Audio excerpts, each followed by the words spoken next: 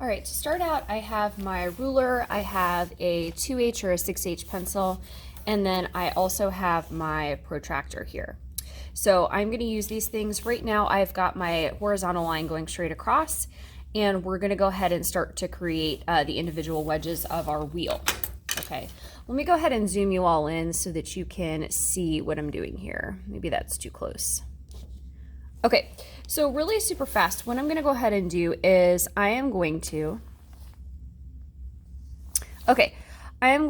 line the plastic hole, the clear plastic hole, up with the dot on my paper.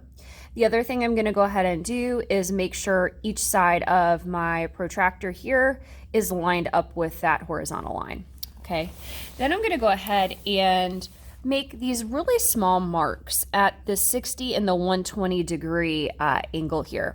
All right, so these are the degree marks on the outside of the ridge here. And so I'm going to make a little mark right at the 60, a little mark at the 120. Okay, so the hole is lined up, either side of this is lined up with the line, boom. Okay, done and done. Now I'm also going to do the exact same thing on the other side. So I'm going to go ahead and rotate this. Okay, and again, I'm going to have, perfect.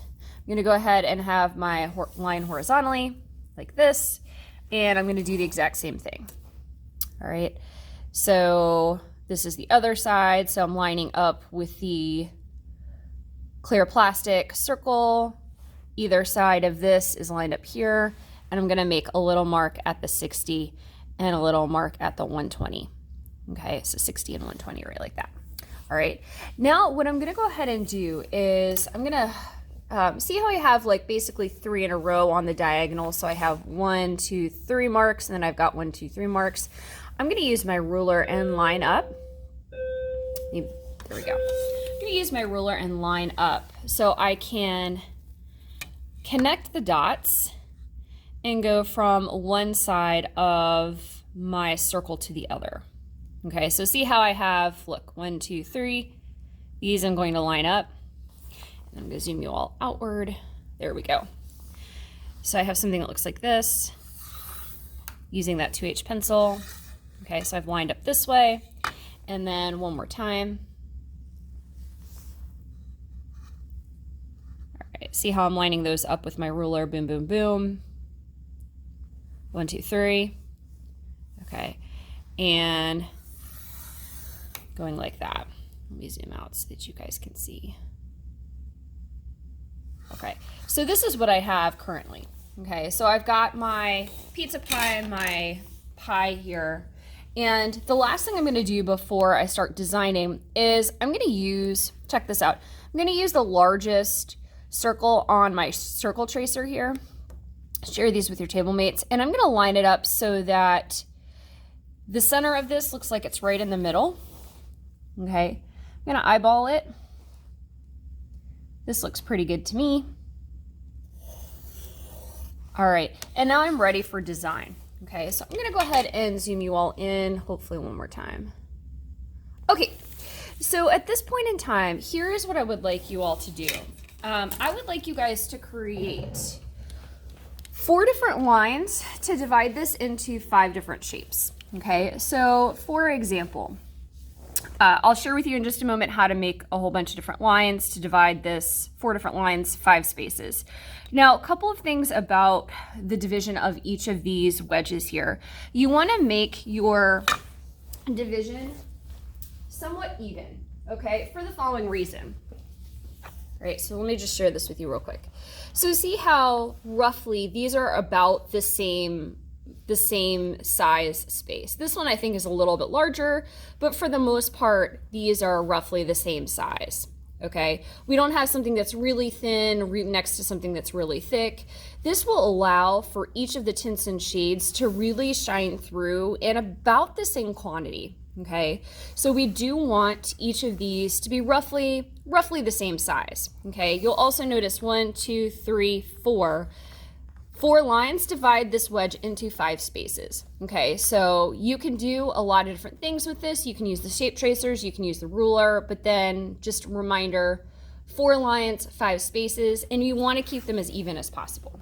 Okay, so I'm gonna go ahead and use my ruler just to start us off with this space.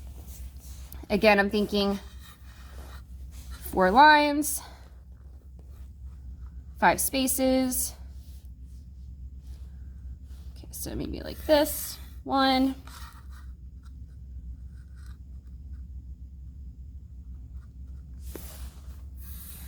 2,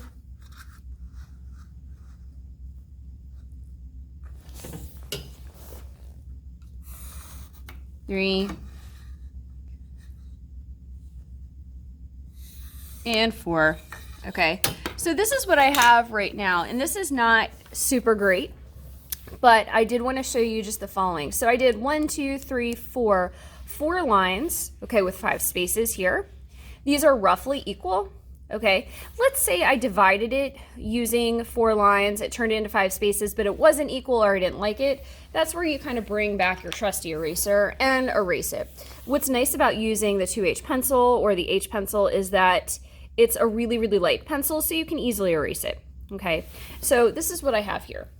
All right, the next thing I'm going to go ahead and do is I'm going to decide the order, okay, of my individual wedge.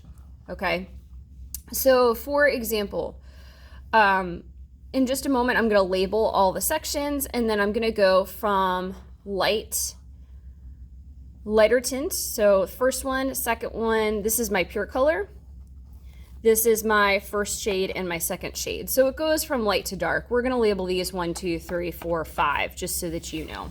Okay, before we do that, let's say I divided all of these into different shapes. Okay, so I have 4 lines, 5 spaces. That's great. I'm going to go ahead and make sure that these are in color order real quick. So I'm going to do yellow, orange, red, violet, blue, and green. All right, so I'm going to go ahead and just make little markings toward the outside. So yellow, orange, O for orange, R for red. Again, near the outside is fine. Violet, blue, B for blue, G for green. So I'm just labeling these with the letter that corresponds to the name. And then if I am good with this right here, I'm going to decide the order. I could go from light to dark this way. I could go from light to dark this way. I'll just decide. So I'm going to say, let's do 1, 2, 3, 4, and 5. And I'm going to keep those light because I'm going to paint over those. Okay, so this is what I have so far. You're going to go ahead and continue with subdividing each of these sections, again using rulers, shape tracers, etc. I could also freehand something. Okay, so for example, let's say I wanted a shape that was, or an area that was curved. That's great.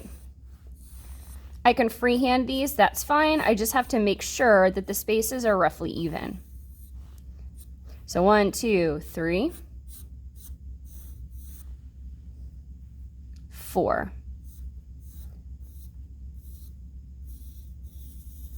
Okay, so something that looks like that, we're good. All right, this actually divides it into one more space, but that's okay because I can repeat it.